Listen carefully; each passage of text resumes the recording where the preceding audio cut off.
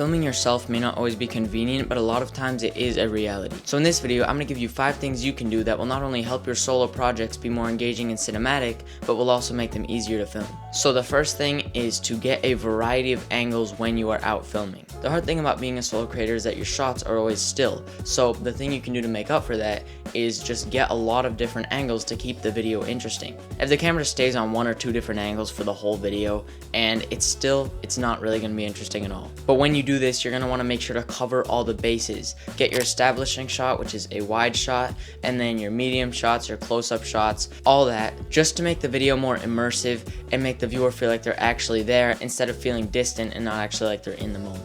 But with this, you also have to be switching angles often in the edit, which means that you're going to have to get a lot of coverage, not only just with variety of angles, but also with just the amount of shots you take.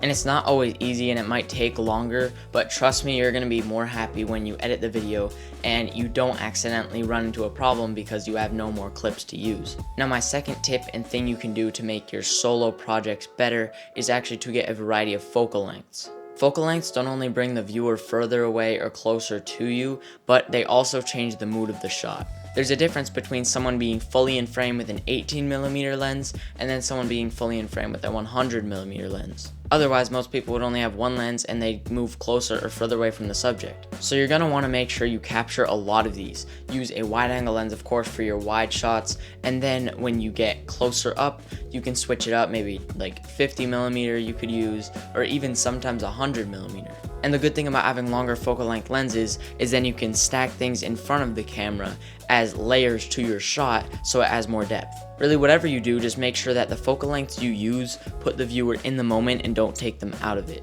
Now, my third tip is to use handheld shots. And I know what you're probably thinking right now. You're thinking, well, if I'm filming myself, where am I going to get the hands from? But I'm saying when you're not filming yourself and you're in a location and you film other things around you in between the shots of yourself, just to change it up a little bit. Every once in a while, adding in a handheld shot or two is going to make the video feel a lot more real to the viewer and not like they're just sitting there watching you the whole time.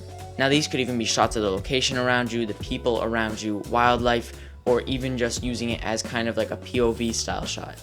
At the end of the day, it's your job to get creative for it. Just make sure you do incorporate some handheld shots into your videos. And depending on the style, you're not always going to want to do this, but I would highly recommend doing it every once in a while. Number 4 is detail shots. Usually when you're filming yourself, it can be easy to forget about close-up, macro, or detailed shots because you're just filming usually from farther away and wider angles to get you and the environment in it. But filming those detailed shots of certain objects helps give the viewer information so they more know what's happening in the environment. And so they feel like they're a part of it. They know more of what's going on because the things you're seeing in the shot, they're also seeing. Just like the subject does when they're looking at it from close up. Now, you don't want to always make these seem like extremely crazy macro shots that are very abrupt to the viewer, but a lot of times you're just going to want to show the viewer a closer view of what you're seeing. Now, depending on the mood and style of the video, sometimes these could just be still tripod shots or handheld shots, really whatever you think fits the video best. Now, before I get on to my 5th and final point, I just want to say as kind of like a bonus tip that you need to be reviewing your footage. Even though it can be inconvenient, especially if you're watching it on the small screen of your camera, and of course just the menus of cameras and stuff like that aren't exactly meant to be watching videos. But if you don't review your footage, you could sit down to edit the video and realize that 50% of your shots weren't even in focus or they were framed wrong. Really, there could be a ton of problems with this, so just make sure you're reviewing your footage while you're out shooting. Now, my 5th and final piece of advice is to be careful about the way you package your video. The way you package your video can drastically change the way your viewer receives it. And by package, I mean things like color grading and aspect ratio. The difference you can make to a shot just by changing those things is insane. You could have those black bars on the top and bottom, or you could have them on the left and right for more of that 4:3 aspect ratio.